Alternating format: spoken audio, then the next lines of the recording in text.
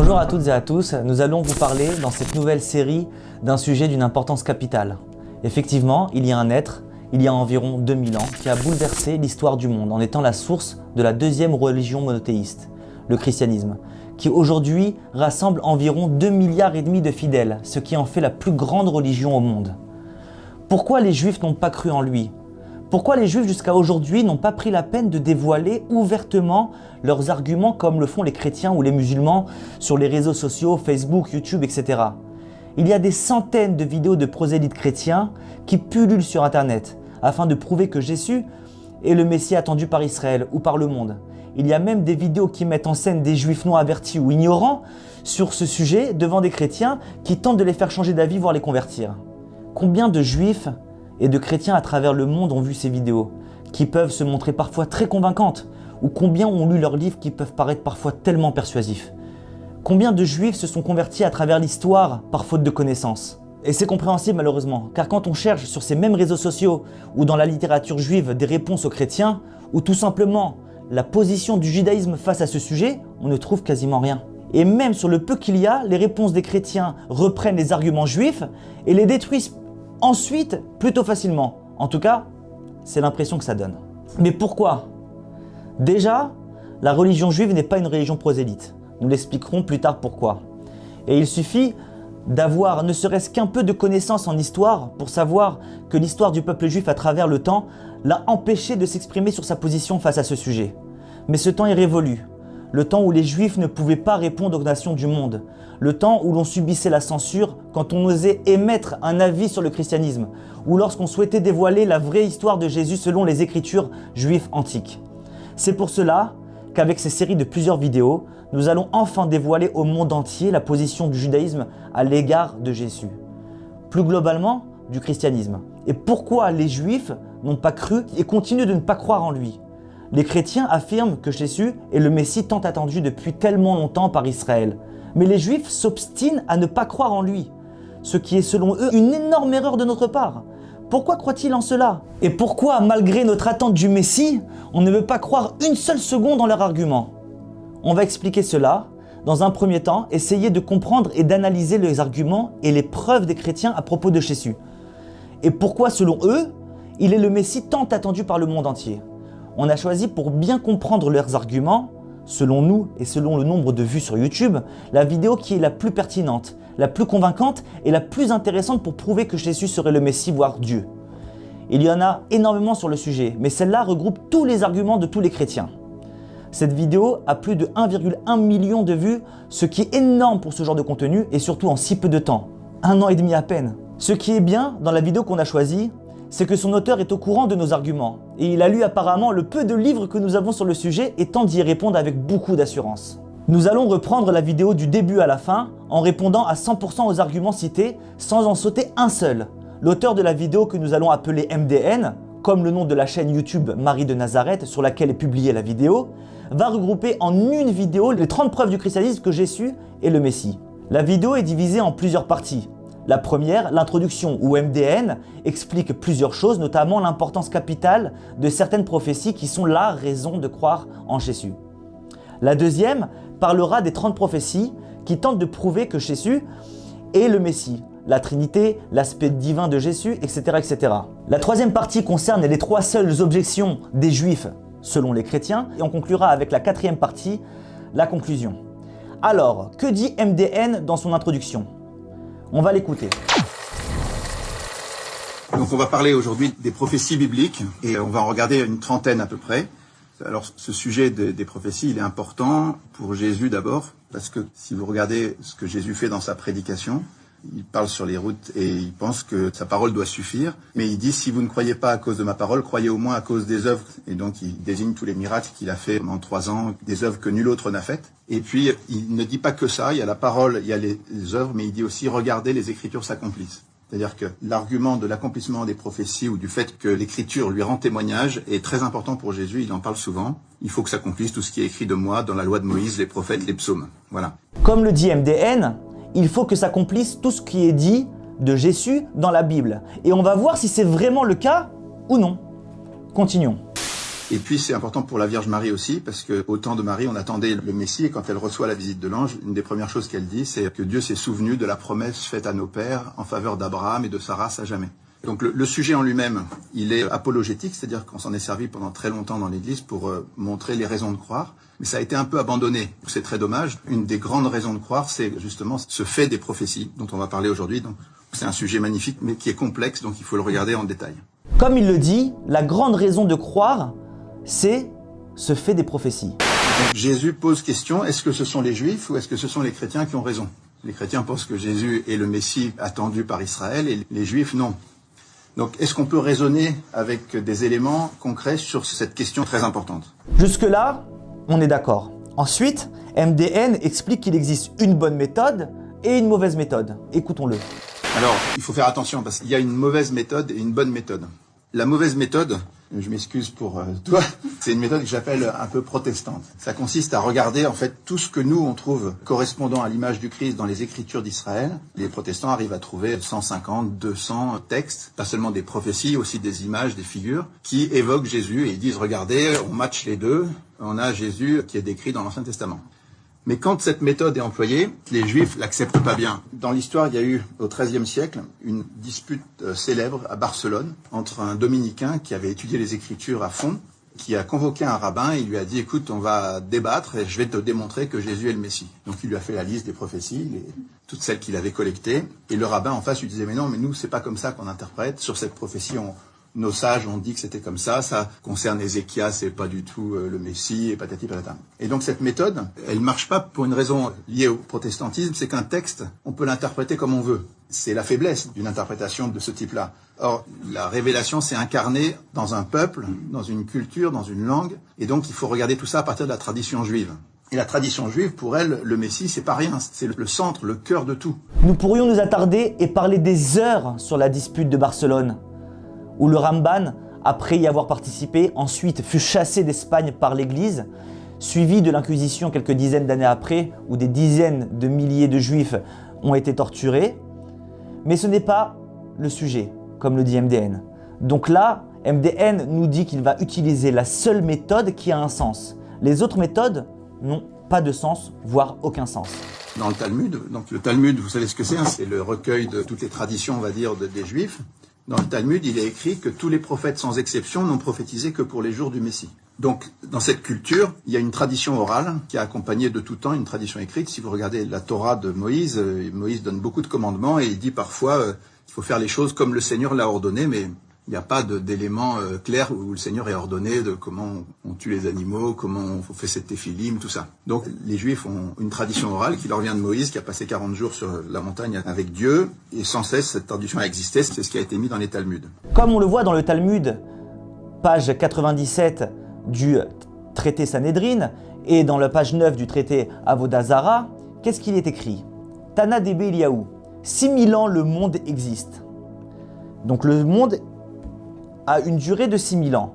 2000 ans de chaos, de création, 2000 ans de Torah et 2000 ans de jour de Messie. Nous voyons que ce qu'on appelle Yemot HaMashiach, jour de Messie, est une période très vaste de 2000 ans où le Messie est apte à venir. Les prophéties concernent cette longue période et pas seulement les jours où le Messie se dévoilera, contrairement à ce que MDN veut nous faire croire. On peut même faire une petite parenthèse sur ce point en disant que Jésus est venu bien avant cette période que nous appelons Yemot HaMashiach, les jours de Messie, plus de 300 ans avant. MDN, pendant quelques minutes, refait l'histoire du peuple juif. Donc passons, et il continue en disant cela. Et quand on regarde l'histoire des Juifs, Jésus est un point de basculement. Jusqu'à Jésus, les choses se passent d'une certaine manière, mais après Jésus, c'est complètement différent. Le peuple d'Israël, avant Jésus, il a été extrêmement créatif en matière religieuse, c'est-à-dire qu'il y avait sans cesse de la nouveauté par rapport au peuple environnant, c'était incroyable. Mais ils étaient nuls dans tous les autres domaines, c'est-à-dire qu'ils n'ont rien fait en architecture, ils n'ont rien fait en sciences, ils n'ont rien fait nulle part. Nous allons citer quelques versets. Exode, chapitre 28, verset 3, « Tu enjoindras donc à tous les artistes habiles que j'ai doués du génie de l'art, qu'ils exécutent le costume d'Aaron. » Dans l'Exode, chapitre 36, versets 1 et 2, « Donc Betsalel et Oliav et tous les hommes de talent à qui le Seigneur a dispensé industrie et intelligence pour concevoir et pour exécuter, exécuteront tout le travail de la sainte entreprise, etc.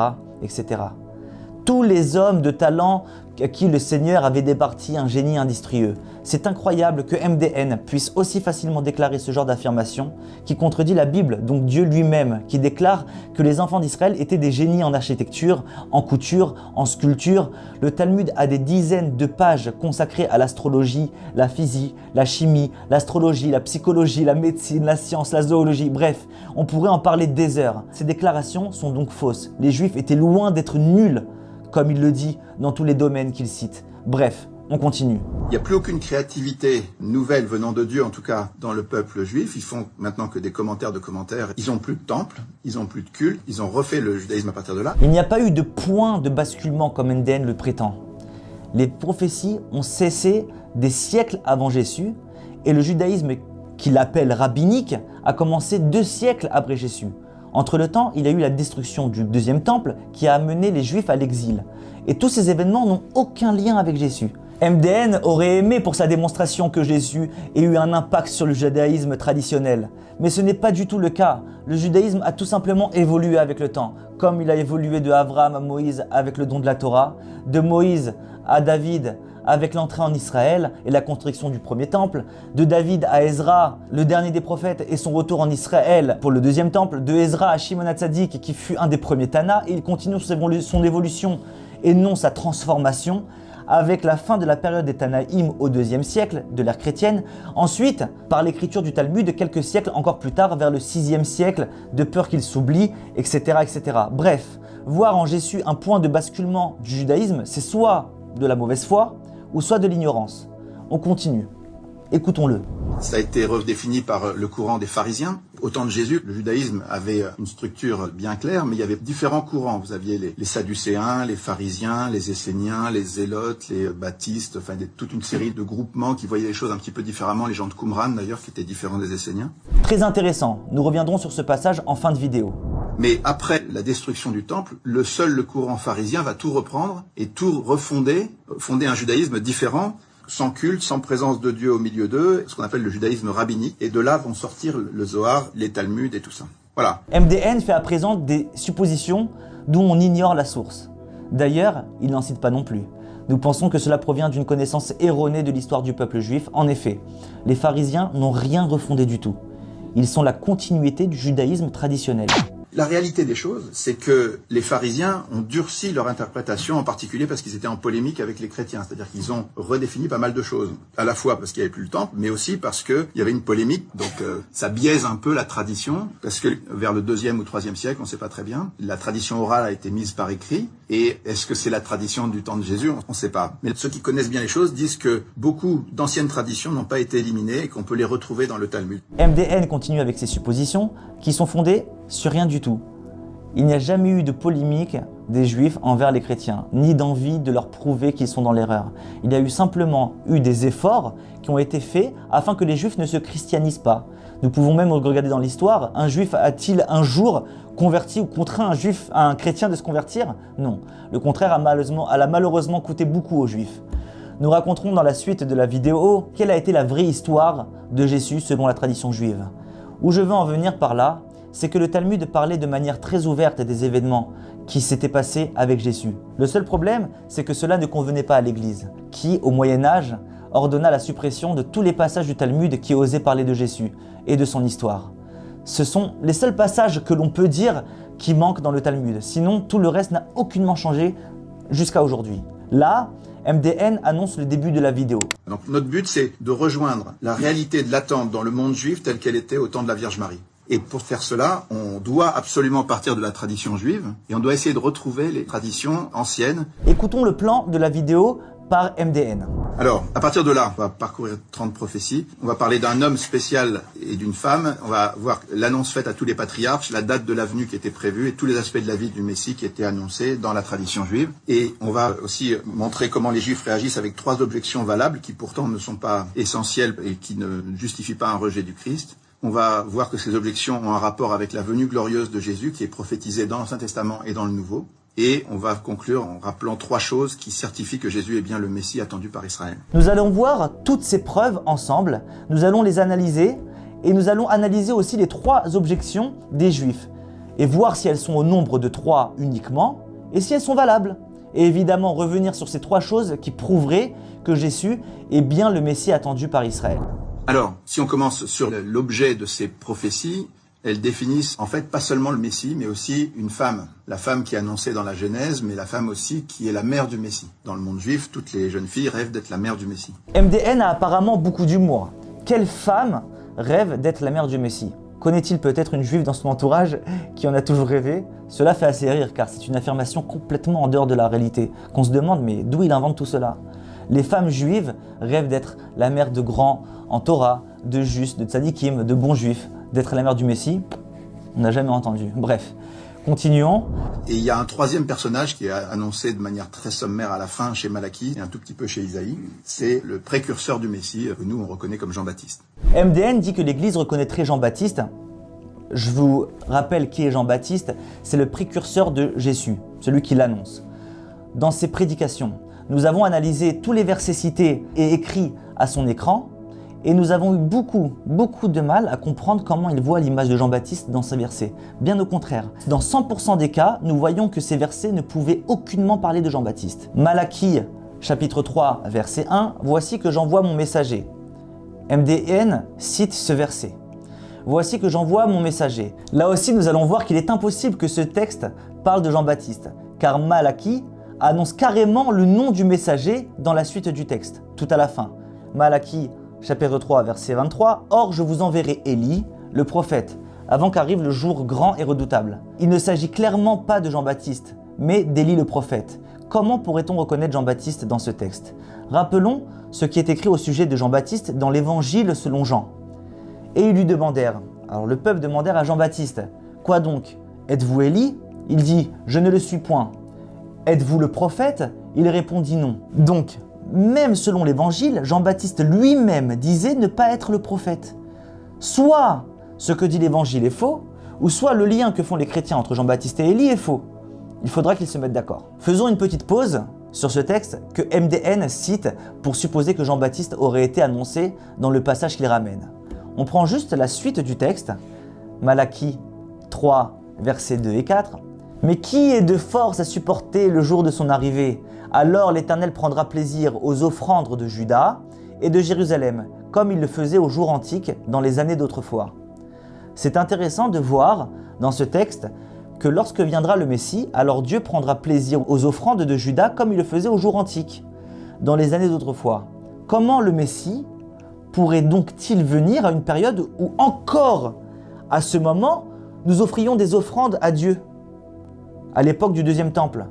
Il est évident que nous devons donc attendre le Messie à une période où nous n'avons pas la possibilité de faire des offrandes à Dieu, donc pendant l'exil. Or, rappelons que Jésus est venu pendant une période où nous faisions encore des offrandes à Dieu, à la période du second temple.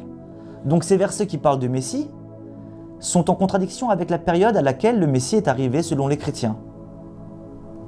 Continuons dans ce même texte, Malachie 3, 22, encore une fois, c'est le même texte qui prend pour prouver quelque chose. « Souvenez-vous de la loi de Moïse, mon serviteur, à qui j'ai signifié sur le mont Horeb des statuts et des ordonnances pour tout Israël. » Un petit rappel dans ce même texte de l'importance de garder la loi de Moïse, ce qu'ils appellent l'Ancien Testament. Pour résumer ce passage, en 2 mots que MDN cite, Jean-Baptiste ne peut pas être le précurseur du Messie, n'étant pas Élie. Jésus est arrivé à la mauvaise période pour prétendre être le Messie. Et dernière chose, à l'époque du Messie, on devra se souvenir de la loi de Moïse, des ordonnances de Dieu et de tous ses commandements. On voit bien à quel point le passage qu'il cite est en contradiction totale avec ce qu'il essaie à tout prix de démontrer.